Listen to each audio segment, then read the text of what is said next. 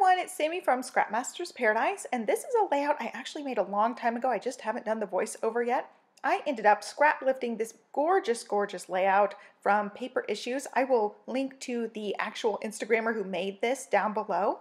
It is gorgeous. I absolutely loved the triangle layout, and so I'm going to work on recreating that on my page today.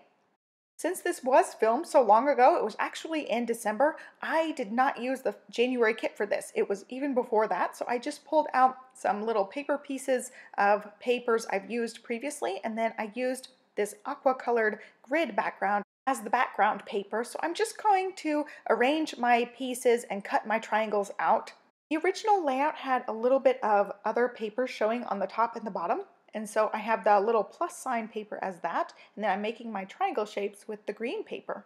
For the decorative strips and the scallops, I end up using the watercolor brush looking paper, and I decide to not use this little blue scallop that I already had. I thought I would use it along one side, but it wasn't quite enough to do both sides, so I ended up just cutting some scallops with an old die that I have. This scallop die is actually from Paper Tray Ink. I don't know that they still have this one, but it was their large scallop shape. And so I made a big strip of that and then cut it down to size so that I could have some scallops on both of my triangles. Once I was happy with the arrangement of everything, I go ahead and use my ATG gun to adhere everything down. I mess with the scallops just a little bit to make sure that they line up on my layout, and I will have to trim around these once I get them adhered. I go ahead and use my giant paper trimmer to make sure that I'm getting a really clean edge on the trimming. I want the title of this layout to be Art Wall, so I'm just checking these alphas to make sure I have all the letters. These are from a really old Studio Calico kit from years and years back. Since this layout is art focused, I ended up pulling out this Jelly Bean Soup pack, and it has a couple of pencils and paintbrushes and things in it. So I look through this and decide what I'm going to use out of here. I have all of my loose little die cuts and things stored in these little photo containers. I find that these little containers are a great way to contain all of the loose items.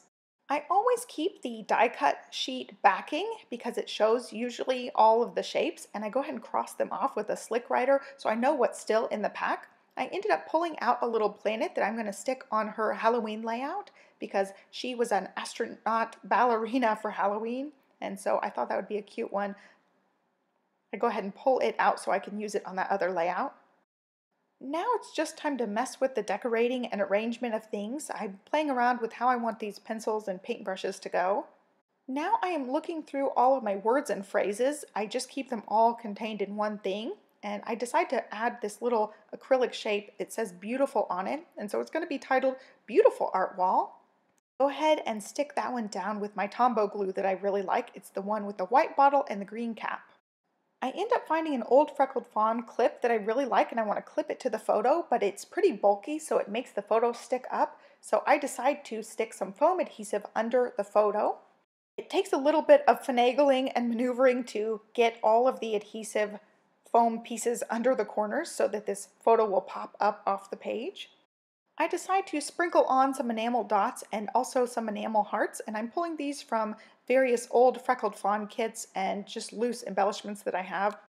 I go ahead and look at the layout again, and I'm pretty happy with my version of it. I do need to do some journaling, so I decide to do it directly on the layout since there are lines on that grid pattern paper, and I'm just using a slick writer for this.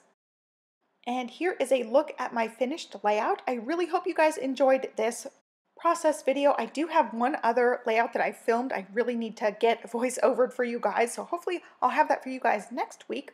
I plan on putting my February kit together this weekend, and I will show that to you guys next week as well. So have a great day. Be sure to like and subscribe, and I'll catch you next time. Bye.